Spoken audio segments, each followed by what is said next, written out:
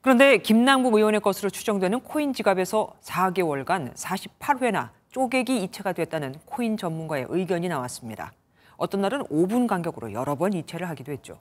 김 의원의 지갑이 맞다면 금융당국의 의심을 피하려고 큰 금액을 여러 번 나눠서 보낸 게 아닌가 의혹이 일 수밖에 없습니다. 표선우 기자가 보도합니다.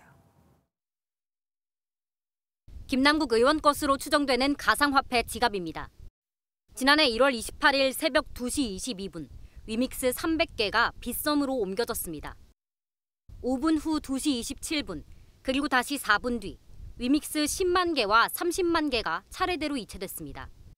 김 의원은 지난해 1월 20일 지갑을 생성한 날로부터 약 4개월간 48차례에 걸쳐 위믹스를 거래소로 이체했습니다. 이 중 업비트와 빗썸으로만 47차례 이체됐는데 100억 원 상당이 적게는 수천만 원으로 쪼개졌습니다.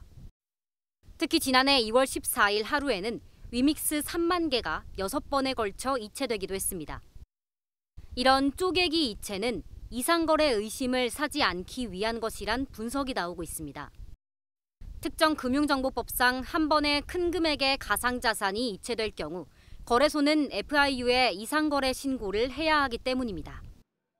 소명자료를 요청할 경우에 자금 출처를 물어볼 경우에 그 시간이 많이 소비가 되잖아요. 그렇기 때문에 코인하는 사람은 큰 금액은 이상거래에 걸리지 않기 위해 쪼개서 보내는 경우가 자주 있습니다.